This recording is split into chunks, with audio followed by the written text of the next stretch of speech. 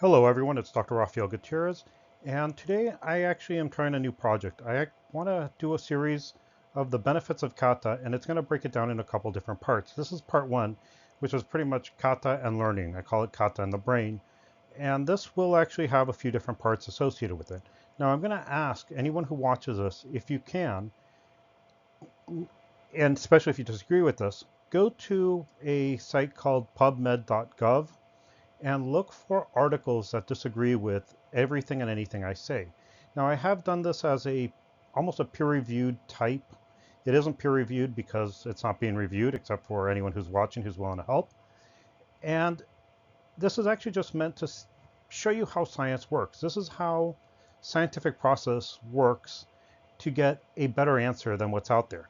Now, my opinion doesn't really matter. It's what I can prove based on what other people who have gone through the peer-reviewed process have actually come out with. And so what I'm going to do is I'm actually breaking this down into 5 things. One is the elementary brain facts. These are actually areas from different aspects of science that have come about, just to give you a basic understanding of what I'm talking about. Then I'm going to talk about learning new skills and how katas actually can use this. Now, it doesn't necessarily have to be katas, but any type of drill that you can use similar to katas. I will also talk about reinforcing skills and increasing reaction, as well as predicting an opponent. At the end, again, I will ask you if you could give me evidence against anything I present. If you agree with this, that's great. I'd love to hear why you agree with this as well, but I really would love to have someone look at this and try to attack every point I make. Now, when I make a point, please do not say, well, my Uncle Bob told me this. Use a peer-reviewed journal in any academic science. And so with that, I just want to show you this picture, and it just shows you what we've known about the learning. And initially, you'll actually see the date here is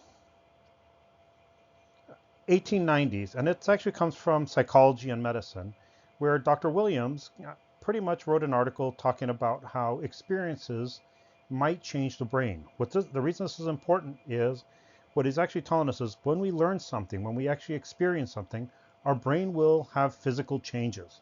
Now, at that time, we didn't have a lot of different things, so we didn't necessarily know what was going on. But in 1909, the area of psychology, a gentleman named Brodmann mapped the brain and found out that different areas are involved in different things. And one of the things he did find is that there was a specific area of the brain which was involved in learning movements. So when you're actually learning a new skill, a new movement, a new technique, it actually is changing your brain so you can activate it a little quicker, which I'll talk about later. In 1927, the area of psychology and physiology, Pavlov, which most of you heard about his classical conditioning, where he was able to get dogs to learn to associate a bell with food. And so what he showed is you can actually pretty much get a reflex to be taught to happen due to stimuli that are not necessarily part of that reflex. In 1958, this is actually a really important date for anyone who does biology, cell molecular. Francis Crick gave a speech addressing what's called the central dogma. And the central dogma pretty much explains how cells make proteins using DNA. So you actually go from a cell pretty much takes its DNA, makes RNA, then makes proteins to change how a structure, tissue, organ even looks. Now, we actually can see that there were a lot of advancements that I'm not talking about, but what we did find is in 1992, in the area of psychology and neuroscience, neurophysiology, D. Pellegrino wrote an article on mirror neuron systems. And these actually suggested that there are certain cells in your brain that can learn by mimicking something and interpret actions based on what the organism has actually seen before.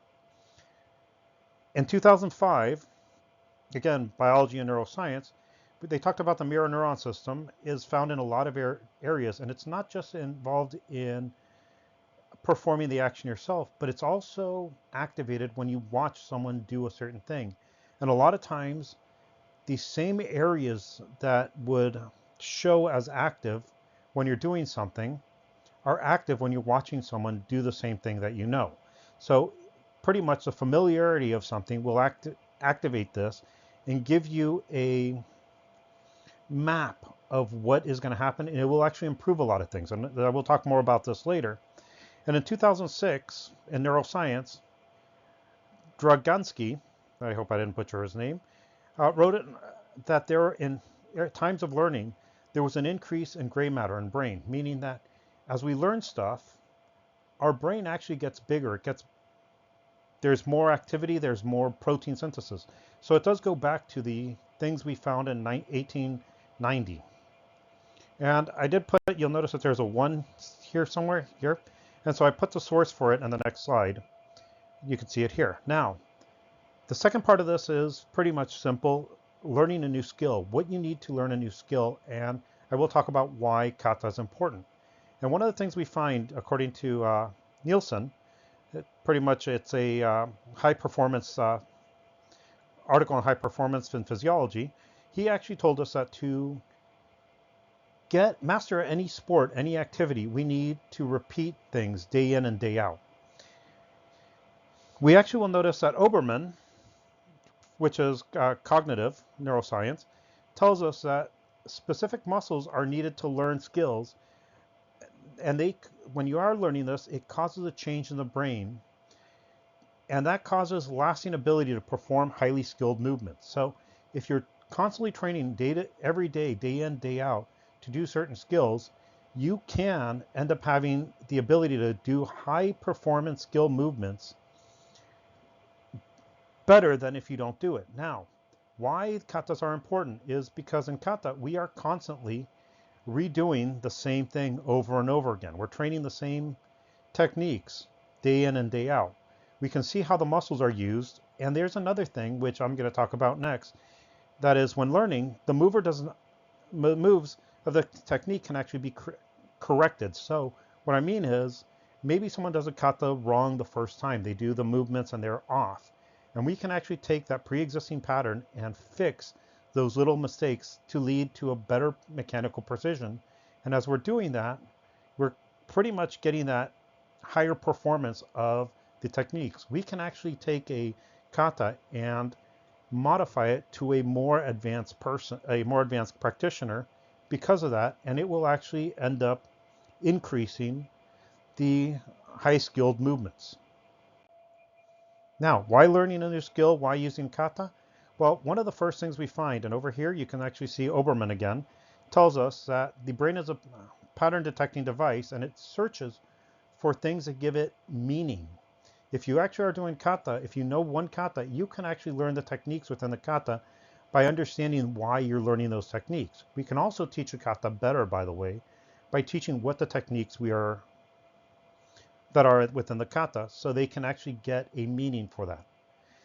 The other thing that we actually find, and again, this is Oberman, is if drills are done without a pattern, the incoming information is usually discarded. Your brain doesn't try to make a connection to it.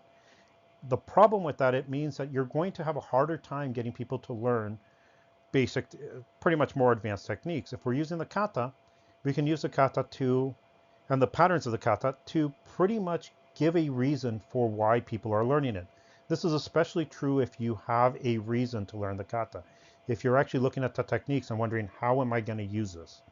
And so learning a kata causes you to repeat the techniques. This ends up giving you the combinations too. What happens next?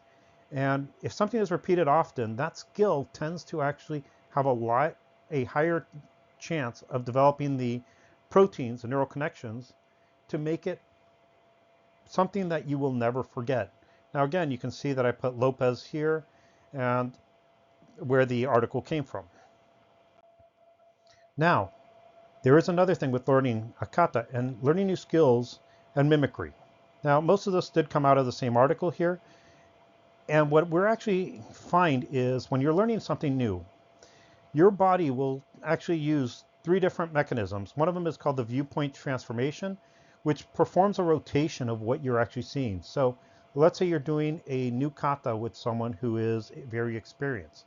As you're doing the kata, you're watching the other person do it, and you can fix the small things that are off. You actually will change your techniques based on what you're actually watching. So if you're watching a more advanced person, you will actually be able to get those techniques a little better. The map actually does give you motor, helps you interpret motor data a bit. Now there's another thing with mimicry, and that's gesture imitation. This system actually allows you to recognize and generate interpretation based on gestures that are produced and the goals. So again, if you're using a kata and you're trying to find and you find out why you're doing certain techniques, you can learn it better, and you can actually use that to form a map on if someone does this, this is what will happen next. Again, this actually came from this article I put up here. Now, when practicing kata, it strengthens the memory pathways, making it easier to access them later. By changing the brain, physically there's going to be changes in the brain is what we're finding. And because of this, it makes the information more of a long term as you are getting new protein synthesis. Now, this also reinforces learning because of a couple different things. Once you actually know a kata, once you actually have a reason to use it, you can actually watch someone do it and activate the same areas of the brain as if you were doing it. So you can practice this kata, let's say if you're injured. You can watch people do kata and get the same the same brain functions as if you were doing it yourself. You can actually see the article here is from Journal of Sports Psychology. Uh, and so this actually is showing us another reason why katas are actually important. You can watch and do. You can also use this by watching sports and seeing how different athletes use the same techniques in a sport. Now, watching kata can also support other learnings, and it's equivalent to the performance of the group. This is actually what they found in neuroimaging.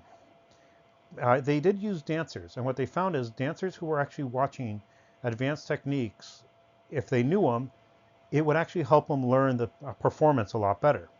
Now with kata, students can have an easier time learning more advanced skills. This is because the brain uses those pre-existing knowledge to reinforce the methods. So the value of it actually becomes in learning the techniques faster. It also will help you be able to practice without being able to practice when injured. Now, the last thing I wanted to talk about is predicting an opponent. Now, a lot of people will say, well, this isn't necessary, this is kind of hard to determine. And so again, I gave you the articles which I'm citing. Decision making is pretty much based on current sensory information, and it is based on long-term memories.